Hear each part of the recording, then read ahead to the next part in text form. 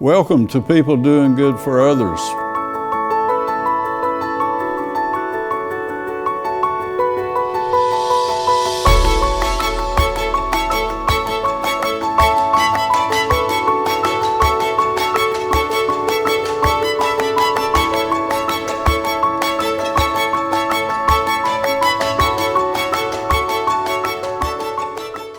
Good morning, friends. This is People Doing Good for Others, where we celebrate and hold in the light and honor those who truly make significant contributions in our communities. I'm Gary York, and I'm grateful to be with you, and we hope that this will be a wonderful experience. I want to thank Wilkes Communications, RiverStreet Network, and WIFM and Elkin for this opportunity, and again, thank you for being with us. Our featured guest today is Garrett Vernon. He's a senior at East Wilkes High School. He just signed a national letter of intent to play football at Division I Wofford University this fall. He's an A student, the top 10 of his class. Significantly involved in the Fall Creek Baptist Church in Jonesville. And again, thank you for being with us today. So good morning to you, my friend. Good morning. It's an honor to have you with us, Garrett. Thank you. You grew up in South Carolina. Yes, sir. And moved to near East Wilkes when you were 5 years old. Yes, you want to sir. tell us about that? So I was about 5 years old, and both my parents had jail sentences at the same time. Got into a little bit of trouble, and so me and my two older brothers, we moved in with my grandparents. And after a couple months, they just realized that for health reasons, they couldn't keep us up. And so my mom's sister, my Aunt Marty and Don, they took me and my two older brothers in and brought us back to North Carolina, their home, so that kind of kept us from getting split up into foster homes. So that was a big testament to the kind of people they are, and really changed my life for the better. Garrett, tell us about not wanting to be split up. Just make sure we understand. So if we're going into foster home, you probably would have been in different locations? Yeah, so if we would have got put into foster homes, nobody really wants to take in 3 kids overnight. They usually just want to take one. So if we would have got put into foster homes, me and my two brothers would have went, wherever the people got us, we would not have been together. So for us to be able to all go together and come to North Carolina together was probably saved my life and turned it for the better. Let's talk about Reverend Don and Marty Hudson, if you will. So Don's been the pastor at Fall Creek for 34 years, and Marty, she's one of the best ladies I've ever known. That she's the one that talked Don into bringing us up to North Carolina.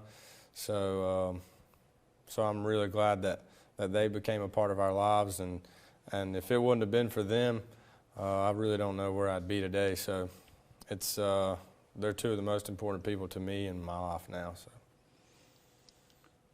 tell me about Fall Creek Baptist Church, and we just built a beautiful new sanctuary and getting ready to start a new building. Tell us that impact in your life of having a church foundation. Yeah, so Don went there quite a long time ago. He's been there for 34 years, and we came there. I was just 5, and I was pretty shy as a kid. Didn't want to go to Sunday school and stuff like that. So after a while, finally got to know everybody and started to come out of my shell a little bit and grow a personality. And Don really helped me with that too. He talks to everybody, and so I got introduced to a lot of different people from a lot of different backgrounds. And the church really helped me grow. And the church is growing, so we just built a new building about 3.5 years ago. And got a lot of people coming now, and the Lord's really working, so it's really good.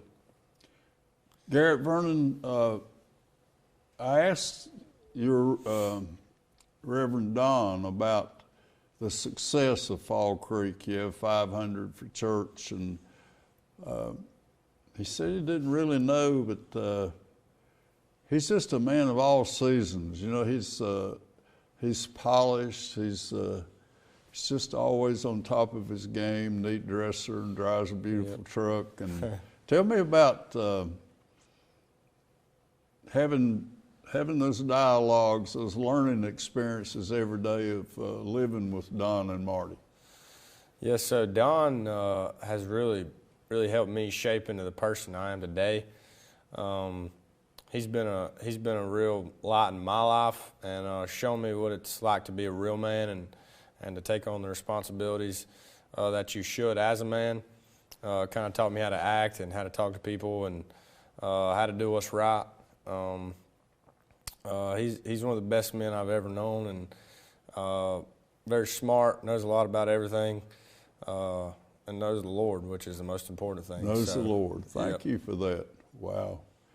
I don't know Marty, but tell us a little bit more about her.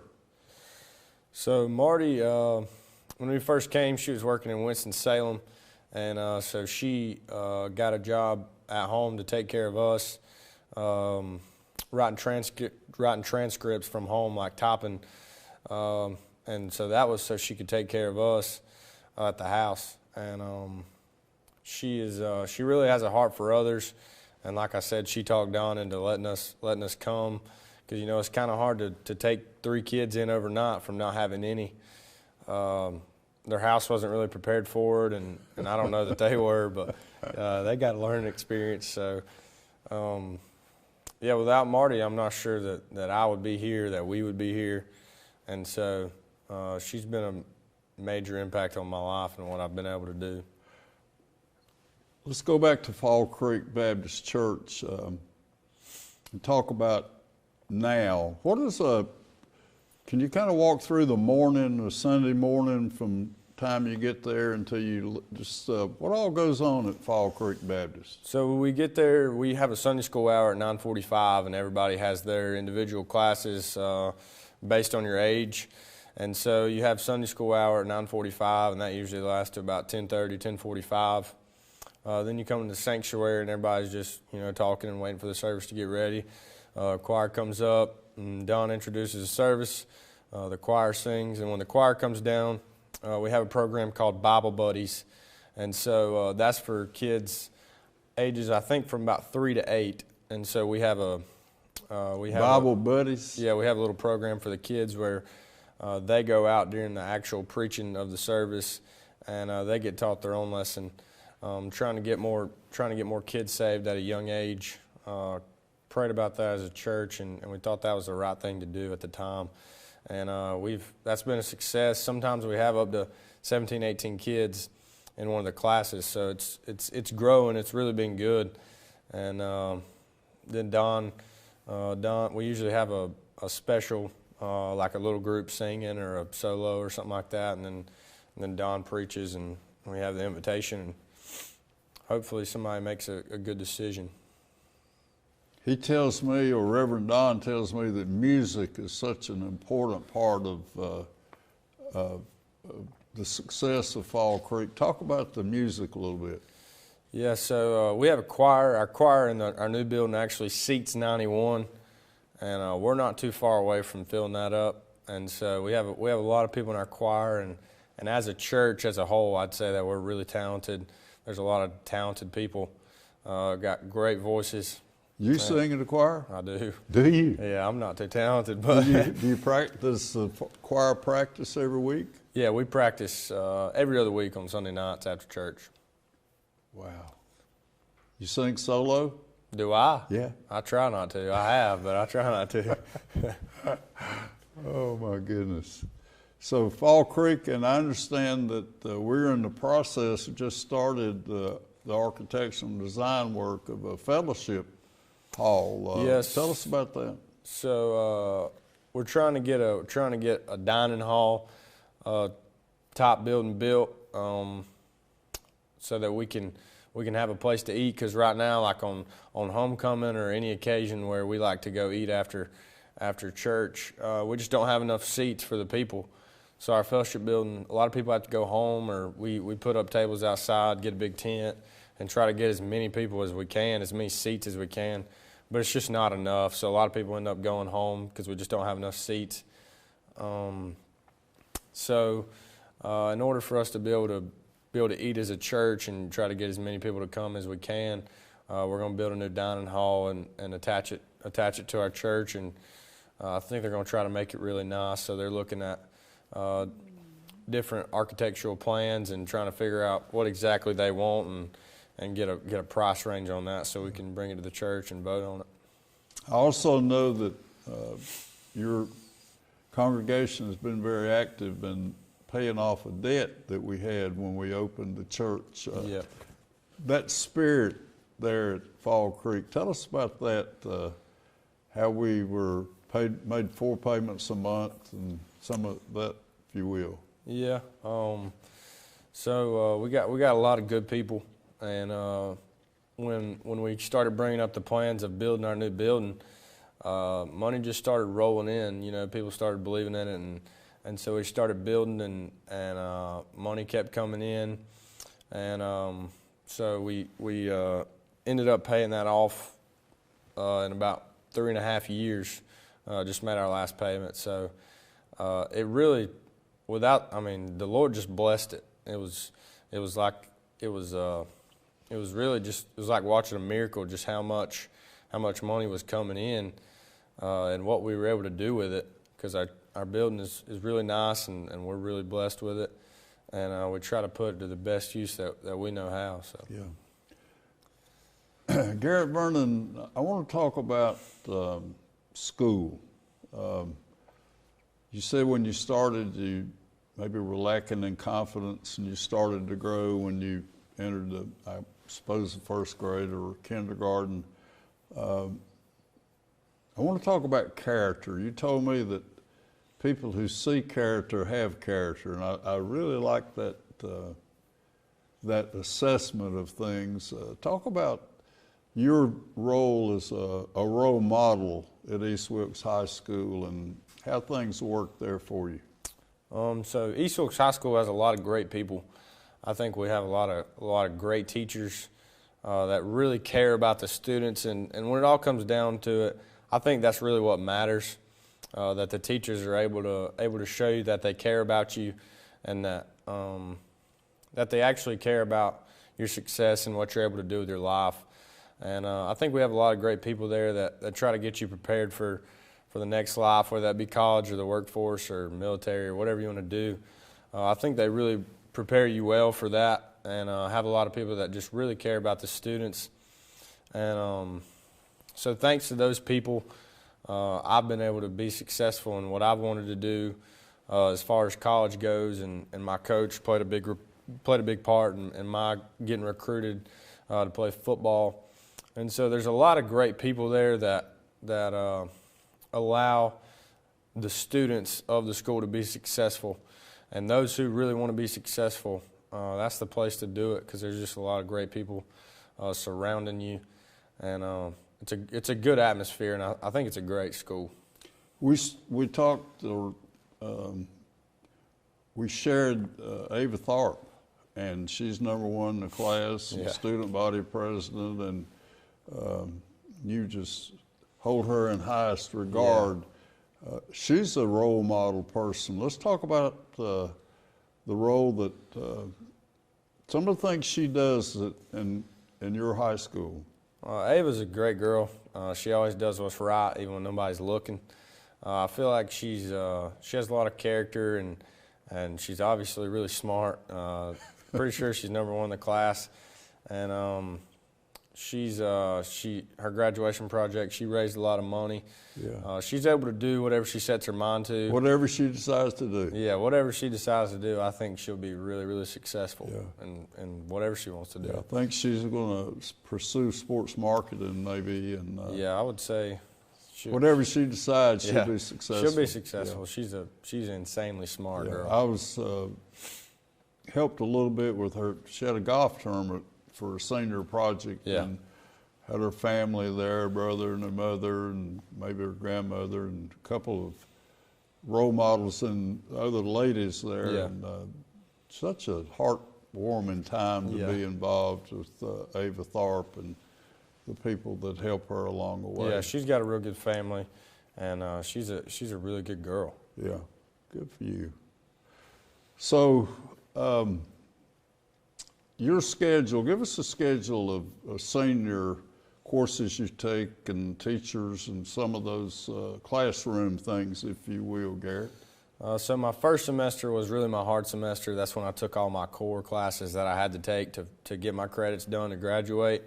And so I had English 4 honors, civics and economics honors. I had a Madrigal Class, which is like chorus, honors singing. You have to try out to get in. And then I had an advanced. Now, back up. You in an honors course? Yeah. Really? Yes, sir. Tell us about that. It's a singing class, and there's a couple of ones below it, like ensemble. But for the madrigals, you have to try out to get into it.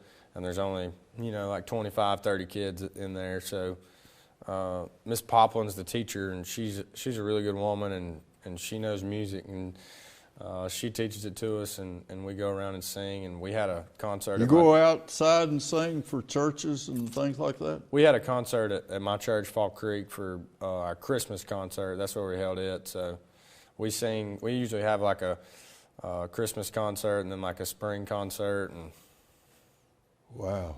Okay. Track. Talk about that role in your life. So you're fast. Yeah. So I started running track my 7th grade year, and I ran in my 7th grade year and my 8th grade year, and I was really slow. Never won, never come close to winning. I was always last. And so I kind of started working towards it, and I enjoyed it. I enjoyed running. So I ran it my freshman year all the way throughout, and got better at it, started getting faster. And found a sprint trainer in Greensboro, started going down there 2 times a week and getting trained to sprint, and started getting better. So I got first in the county, second in the conference, and I went to state to run. So I got better at it. Tell us about finding that coach or that trainer in Greensboro. How'd that happen? So I started going to a powerlifting gym in Louisville named MASH Elite Performance. And the guy who runs it, his name's Travis Mash, and he was an Olympic weightlifter. And so he has a really good gym there, and there's a lot of Olympic weightlifters. I'm pretty sure it has the most nationally ranked weightlifters on the East Coast. So it's a really good gym, and it's only about maybe an hour from my house. So I started going there, and I met a weightlifter there who was a sprinter in college and ran a really fast time. He ran a 10.2 100 meter. And that's really good. Yeah, so I started talking to him, and I was real interested in running track. I thought I wanted to run track in college. So I started pursuing that, and I started talking to him, and he told me about Will Bradley, who's the sprint trainer in Greensboro. And so I started going down there, and I met him, and he thought I had real good potential based on my 40-yard dash, and videoed me and told me I really didn't have good form at all. But that I had potential as far as my power output and what I could do if I fixed my mechanics. Just straight out, just told you would make a lot of changes? Yeah, so when I first got there, he videoed and timed my 40-yard dash and then put a video of me running beside of Usain Bolt and asked me if I saw the difference. And I said, yeah. Oh, my goodness. Like, he said, your mechanics are pretty terrible. He said, but if you can run that fast with bad mechanics, he said, if we fix your running form and really teach you how to run, he said, I really don't know what you can do. So, wow, how about that? So I've also been significantly interested in your transition, you said, between your junior and senior year in football. But something one day just clicked. Tell us about the transformation of Garrett Vernon as a football player. Yeah, so my freshman and sophomore year, I was an A-back in the triple option, which is like a running back. And so that's what I was used to. I ran it my 7th grade year through my 10th grade year. And I was really, that's what I wanted to do for the rest of my high school career. and we had a coaching change. So our new head coach come in, and he changed our whole offense. So we went from running triple option to the spread. And so you only need one running back instead of two. And so based on my body type and height and stuff like that, he told me I needed to be a wide receiver, and I didn't like that at all. And so I wanted to be a running back, and I didn't like what he was telling me. So I kind of had a negative impact on me, and I just didn't understand. And so as a junior? Yeah. So I Okay. kind of looked at him. I didn't like him because I didn't think he put me where I wanted to be or where I should have been. And so my junior year was really just I scored some, and I didn't have a terrible season, but I just wasn't really all in, I guess you could say. You hadn't bought into the program. Correct. So my junior year was just kind of like it was an okay year. And so over the summer, I kind of decided that I wanted to play college football, and so I went to a Lenore Ryan football camp, like a combine type thing, and ran a pretty good 40 time and ran some okay routes. And so the coach after the camp told me he thought I could play, and so it kind of just clicked in my head, like if a college coach was saying The encouragement. yeah. Wow. And so I started thinking, maybe I really can play college football. And so I started working pretty hard, and I went back to another Lenore Ryan camp. And the second camp, he said, "You've improved a lot." And so the head coach there kind of told me that he thought I could play football for them. So I was really excited about that. And so that was where my recruiting process kind of started. And so my senior season went a lot better, and I just decided that I would be a wide receiver. And Did you go to your coach and have a conversation about I have an attitude change? And I guess I might not have ever told him. I did tell him I wanted to play college football, but I think he just seen it from a working standpoint. And I tried to bring it to practice every single day and be a leader by example, because a lot of times if you just talk, if you don't lead by example, nobody's going to listen. So I tried to just come to practice every day and work as hard as I could and show everybody else that I wanted to be good. And so I guess my coach saw that too. So my senior season was pretty good, and I scored a lot and played quite a few different positions. And after the season, we got my highlight film together and started sending it out, and it got sent to a recruiting coordinator, and he sent it to a bunch of D1 FCS schools, and that's kind of how my recruiting process started. yeah. In my church in Mount Airy, North Carolina, you have an assistant, Colley, right? Coach Colley, yeah. Yep. Well, his dad is my preacher, Okay. and we have a little open worship part, and I talked about you in the church, and after the things that I said, the preacher said to me, started talking about his son and this significant change as a want-to person and a dedicated person from your junior year. So I wanted to make an example of that this morning about how you decided, and I've learned about encouragement this morning, that somebody said something that you said, I can be a lot better player than I've been. Yeah. And you had one game over 300 yards, is that? I think I had 2 300-yard games. I had 317 all-purpose yards against West Wilkes and 4 touchdowns. And then against Wilkes Central, I think I had 300 yards and 5 touchdowns. Wow. And that was senior night, so Way to go. I'm glad it happened that way. Great memories. Yeah. High school athletics is a wonderful time. Yeah, you don't ever get it back. No. Back to church, you had a program called Youth for Truth. Yeah, so that's a program for the Wednesday night Bible studies. That's for the kids, and a lot of times on Wednesday night, Don goes into a little bit deeper stuff because there's quite a few older people there, and they understand stuff that I don't yet. So our kids, we have a program at the fellowship building called Youth for Truth, and we have our own little book that we go through each week. And that's a lot of times for our youth to grow and be able to grow together and become better friends. So it's a good time, and it's a good time of fellowship for us. Who's Melissa Chipman? So that was my teacher. I had her in the 4th grade, and I had her again in the 8th grade. And she was probably the first teacher that ever really challenged me. And she's a real good lady. And she started challenging me in the 4th grade, and I was stressed out in her class. And I'd never really been challenged like that, but I would say that was a big From part. academic side? Yeah, academically I was challenged. Okay. And she really helped me grow as a student. We also talked about confidence and courage, and you said you was very shy as a 5-year-old, and how does that happen? How does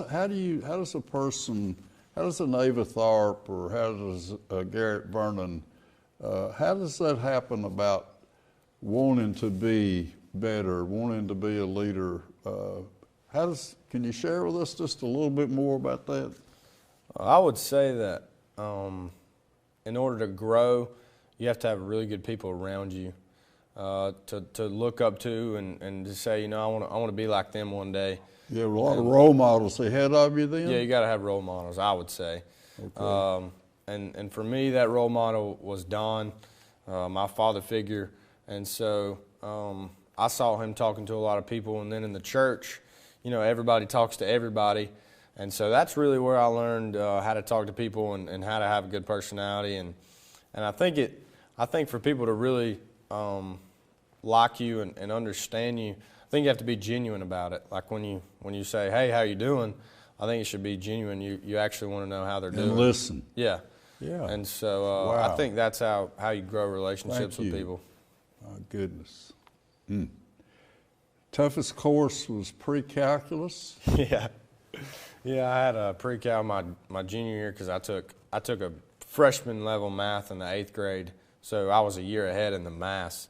And so my junior year, I took the senior level pre-cal, and it was a challenge. It was a pretty hard class. How about that 1B you've made? Tell us about that. Yeah, I made a B in biology honors, and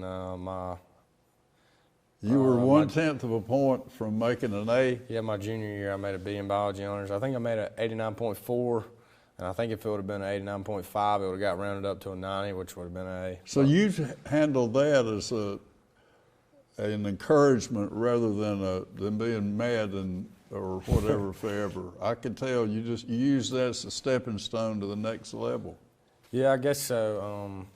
I really don't. I like making good grades, and so when I made that B, I was just like, I'm not going to make any more B's, so I haven't. But it was a tough class. I got challenged, and I learned a lot in it, so it was a good class. Wow.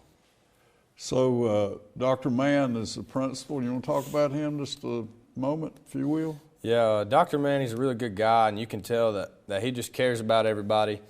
He'll stand in the hallway when everybody's coming in and shake everybody's hand and try to gain personal relationships with all the students there, which is, I think, what it really takes to be successful and to grow a culture in which everybody wants to grow. Well, that's a great word. And be successful. Culture. He just tries to build a relationship with everybody, and I think he lets every student know as much as possible that he cares about them as an individual. And so he really, even if you're a little fish in a big pond, he tries to make you feel as big as possible, which is, what a great I think, what tribute. really which makes some of the kids be successful, because he challenges everybody and tries to get the best out of every student. And he's a really great principal, and I hope he stays for a long time. I visited your school last year, and I noticed walking down the hall at break that all the teachers were at the door of his or her room, Yeah. smiling, and that's a great culture. I think that was an incredible highlight for my visit there, to see that the teachers are saying to students, you matter. You know, Yeah. I think, and I think Dr. Mann really inspired a lot of that. He has faculty meetings and tells them what he expects from them, and I think that was one of the things. And the teachers, we have really great teachers there. Honestly, we do, and they try to build personal relationships with all the students, which I think is really good. Because if you know that teacher cares about you, like, you don't want to let them down, and if they really care about you and you care about them, if you let them down, then it hurts you. Hurts you more than it really should. So it's like, you don't want to let anybody down there. And I think them just being out there and talking to all the students and the students seeing that they really do care helps everybody be successful. Garrett Vernon, what an honor to have you with us today. And Thank you. I've been looking forward to this for several weeks, and knowing you're Don, your dad now, and what an impact Marty and both of them have had on you. So I want to thank Wilkes Communications and RiverStreet and WIFM, and close for us with, if you will, with where we are today and where you want to be and what you're going to do. So I got offered a full scholarship to play football from Wofford College, and so I'll go down there on July 5th. And that'll be when I'll start, and we'll start some workouts, and I'll have like a little intro to college class that I'll have to take, and then get ready for the fall and work as hard as I can to hopefully see the field. And then I plan on getting a business major and seeing where that takes me. So Coach Wilmoth, Jonathan Wilmoth, was a key player in your scholarship. Yeah, I would say that without him, I wouldn't be going to where I am today. He really helped me out and sent my film to as many people as he could, everybody he knew, and tried to tell everybody about me. And really, in the recruiting process, you just want to get as many people to know about you as possible. It doesn't matter who they are, how big, how small. You just want as many people to know about you as possible. And he done a great job trying to get me recruited. And he played a huge role in my success now, being able to play football in college, which is an honor, really. I want to thank Don and Marty Hudson and the Fall Creek family for training you and growing you and encouraging you. And thank you very much for being my guest today. Yes, sir. Garrett Vernon, and what an honor to be with people who really care about life and who matter in the lives of others. I'm Gary York, and this is People Doing Good for Others, and please promise to be with us again next week. Take care. Goodbye.